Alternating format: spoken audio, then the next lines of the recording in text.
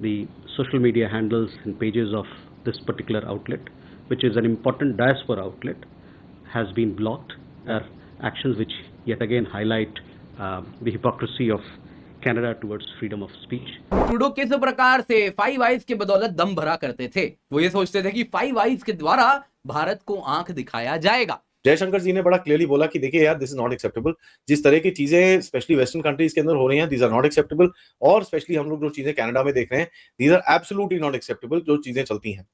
इसके ऊपर foreign minister पेनी Wong का भी स्टेटमेंट आया कि भैया we respect the right of free speech. हम लोग एक हम मल्टीकल्चरल सोसाइटी है, हम फ्री स्पीच में विश्वास करते हैं। वही सेम एक जो वेस्टर्न नैरेटिव है उसको बोलने की कोशिश करी।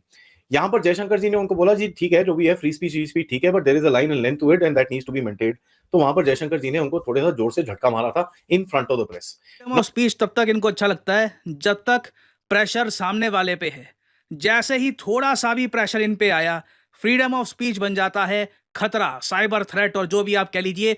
और इंडिया ने सही वर्ड यहाँ पर यूज किया है। ये जो कनाडा का निर्णय है, जो कनाडा के एक्शंस हैं, ये हाईलाइट करते हैं इस कंट्री की हिपोक्रेसी। ऑस्ट्रेलिया टुडे के एमडी हैं, मैनेजिंग डायरेक्टर हैं जिदार्थ जे वरदाज, जो है उन्होंने कहा कि कंसर्न्स हैं कि प्रेस फ्रीडम की बड़ी बात तो की जाती है, लेकिन हमें कनाडा में ब्लॉक कर दिया गया कि हमने जयशंकर का इंटरव्यू किया, जो है वो ऑन एयर किया।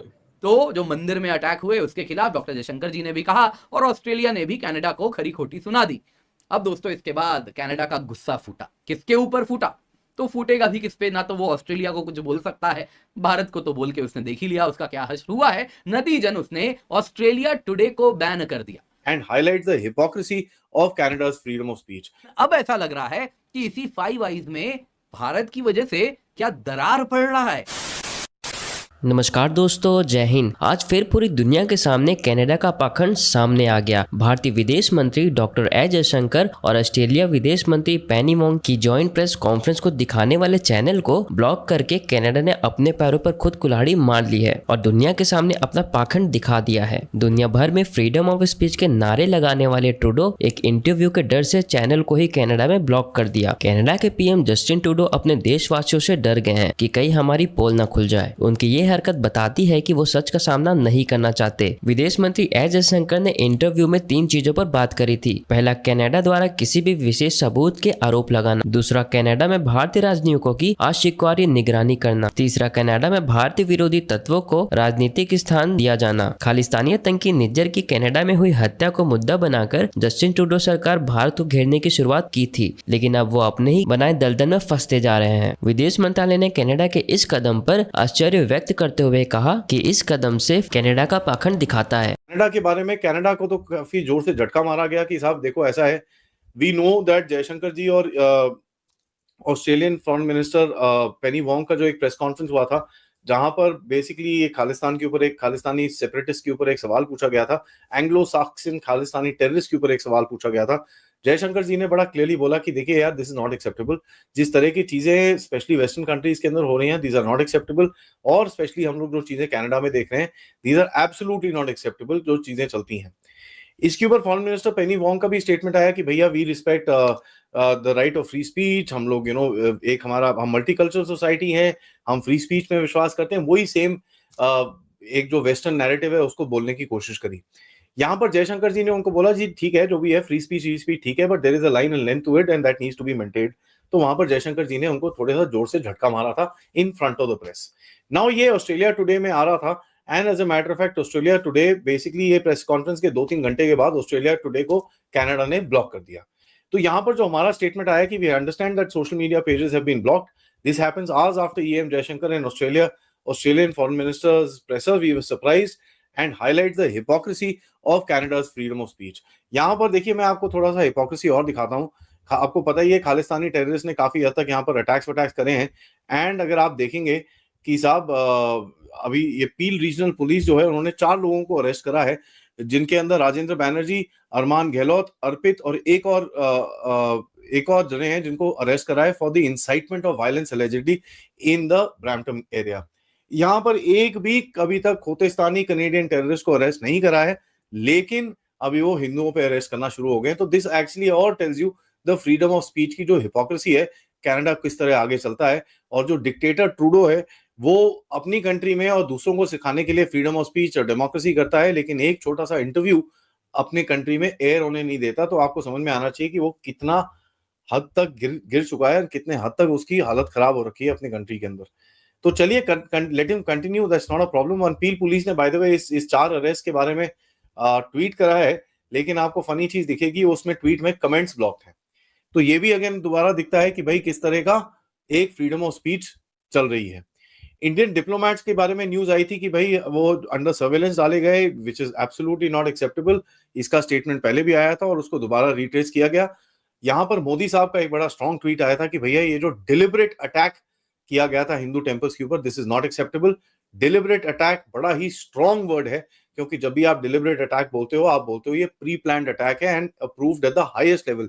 इसकी भी मीडिया में रिपोर्ट्स आ चुकी हैं, जहां पर हमारी इंटेलिजेंस एजेंसीज ने बोला है कि साहब ये तो जसतिंदर के ऑफिस से अपने आप ही अप्रूव हुआ था कि भैया ये टेम्पल्स के अंदर कुछ बखेड़ा क्रिएट करने की कोशिश की जाए, जब वहां पर प्रूफ ऑफ लाइफ सर्टिफिकेट्स और ऐसे कैंप वहां पर चल रहे हों।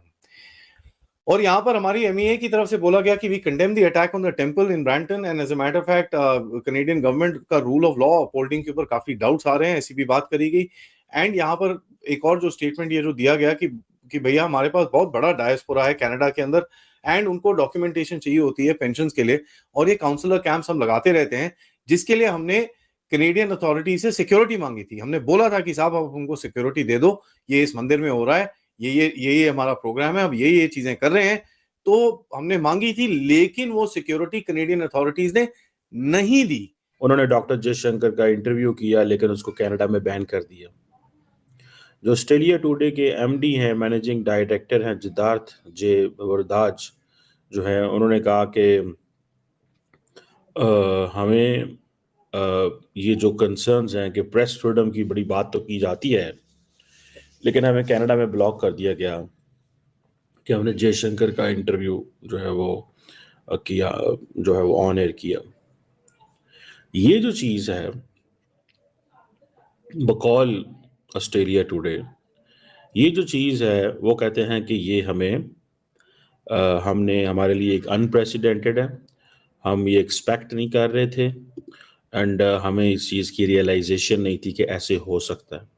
इसके ऊपर सारी बात है, उन्होंने ये जो जिसे कहते हैं ना कि पूरी दुनिया के मीडिया हाउसेस से ये कहा है। हद तक अब इसमें चीज़ें सामने आई हैं, जो एक तो पता ये चलता है कि ऑब्वियसली कनाडा बात अगर फ्रीडम ऑफ एक्सप्रेशन की करे, फ्रीडम ऑफ प्रेस की करे, लेकिन इस तरह की चीज़ें आए, मेरा ख्याल है इस पर कनाडा से कोई अभी तक वर्जन नहीं आया। और लेकिन ऑस्ट्रेलिया टुडे ये कहता है कि हमें बहुत ज़्यादा सपोर्ट मिली है और हम दुनिया को और कनाडा को बताना चाहते हैं कि ट्रांसपेरेंसी, एक्यूरेसी और फ्री स्पीच जो है दैट इज़ नेसेसरी। और वो कहते हैं जी कि हम एक्सक्लूसिव, इंक्लूसिव, ओपन मीडिया के लिए एडवोकेट करते रहेंगे। You can't stop Indian media.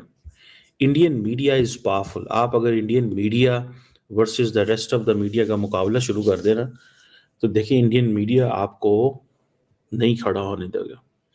मैंने आपको एक दफ़ा एक मिसाल दी थी कि जब कारगिल की जंग हुई तो इंडियन मीडिया का जो वर्जन था वो ही चलता था और पाकिस्तान का वर्जन ही क्यों नहीं था, क्योंकि पाकिस्तान का एक स्टेट टीवी था। जैसे आजकल पाकिस्तान के अंदर कोई इंग्लिश न्यूज़ आउटलेट नहीं है।